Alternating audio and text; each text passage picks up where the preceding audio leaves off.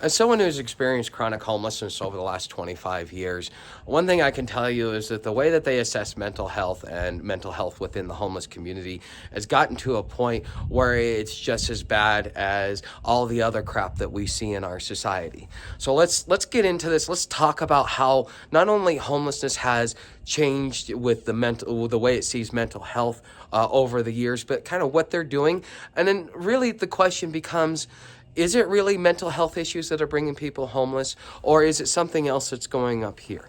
Okay, so let's get into this and let's kind of ask these questions. So originally, when I became homeless the first time in like 2001, what ended up happening was, if you had like manic depression, severe bipolar, you were schizophrenic, you dealt with delusions, you had another real major mental health, because I know there's a couple others out there that I forgot, but it was such a small percentage of the homeless community.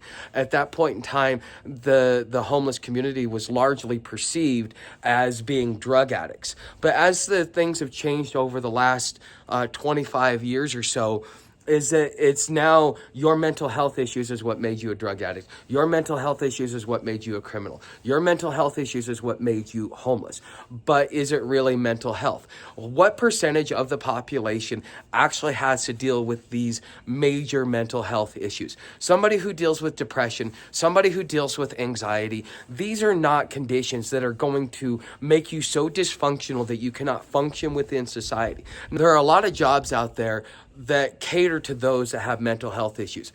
The janitorial and cleaning industry, 80% of the workers there have mental health issues, and some of them have things from just low-lying depression all the way up to, they're medicated but they're schizophrenic, because it's the only thing that allows them to go work in peace without the bombardment of society. Because for those that have the major mental health issues, that is really what causes their issues to begin with.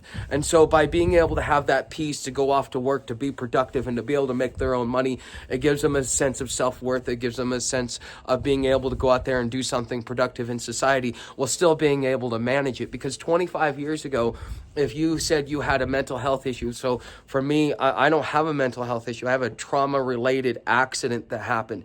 I had a gun go off on me while I was loading a plane. Bullet went through the pit and landed in an 18-month-old little girl's diaper bag. Okay, so I deal with PTSD because of that. Now, is that a mental health issue? Is that something that I've had since my childhood and will have for the rest of my life? No. Is this something that cannot be fixed? No. This is something that with proper proper care and proper therapy, you can actually get over it. But does it require medications? No. But nowadays, when you go in, they're already trying to put you in a box, and they're too busy trying to manage your symptoms instead of actually trying to help you with your actual mental health issues. So are they actually solving the problem or making it worse, so that they, just like the medical industrial complex and all the other industrial complexes that we have, is that they need to be able to create and expand the problem to a point to where now they create more of a dependency, because the larger portion of the economy that they become, the more control they get over our day-to-day lives. And so this is what's happening, and this is how the homeless community is being used.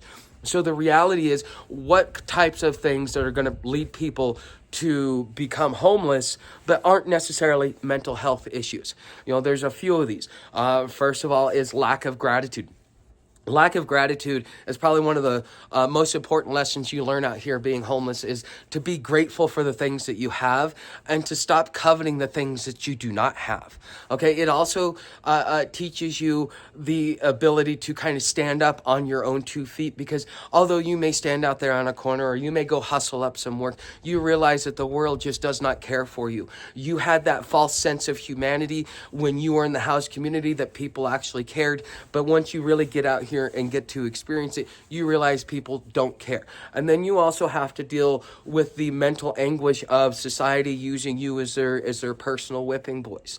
Okay, these are things that not only either make you homeless or keep you homeless or create more trauma-related issues from being homeless. But are these mental health issues? No, they're not. These are issues that we have to deal with within society. Where's our level of humanity, and how do we see our fellow human being? this is something that we as a society just kind of have to come to terms with. But the reality is that most things, such as, here's a great example, and this is something that happens a lot. There are people out here that end up angry, and they were angry when they came out here, and they will be angry when they leave unless they learn a few lessons, like to be content with what they have. Because you go through life and you just do this and do this and do this, and finally that anger brings you to a point where you have apathy, and then that apathy leads to, I just give up, and then sometimes you end up homeless because you're just so angry at society. But then also, what is it that you're doing that's creating that anger? So I know somebody that goes and says, hey, I'm going to just send you this gift. And then once the gift comes in, then because you didn't manage it the way that they wanted you to, now all of a sudden they're angry, they're upset, and they do all these different things, and now they're upset. And now all this does is it festers. And then the individual that's receiving the lashing out that individual is doing, what does that do to them? That tarnishes the relationship, that burns bridges, and it brings to a point to when that person actually really needs help. Why do they want to help that person? Because of, look at how they conducted themselves. They gave me something, said, here's $1, and then I went and spent the $1 on a Coke instead of a piece of gum, and now all of a sudden they're upset and feel justified that you took advantage of them and all these other things. These are the types of things, these are the type of personality defects that lead you to becoming homeless to begin with.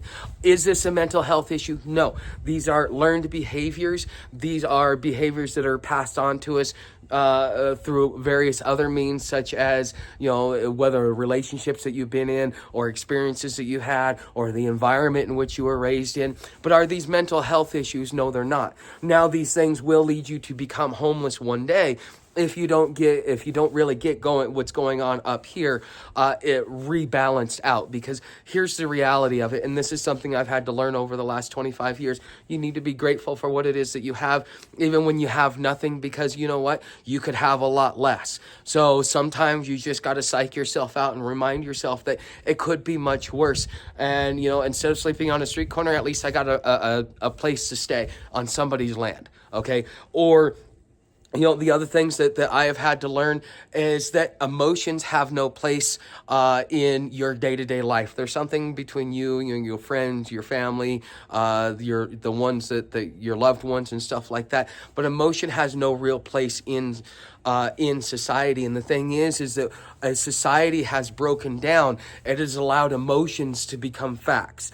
And the thing is you are now justified in your feelings and in your lashing out, and the person that has to deal with the brunt of what it is that gets put out on them, they are treated as the aggressor instead of the person that is being unjustly attacked for one reason or another. Okay, so these are things that not only lead to homelessness, but these are things that are personality defects and have nothing to do with mental health. But if you listen to the homeless industrial complex, if you listen to all the propaganda that gets put out there, is that they will tell you that all these are mental health issues, and all we need to do is get you a pill, make sure you stay on that medication, and then you can go rejoin society. But is the pill the answer? That's the real question.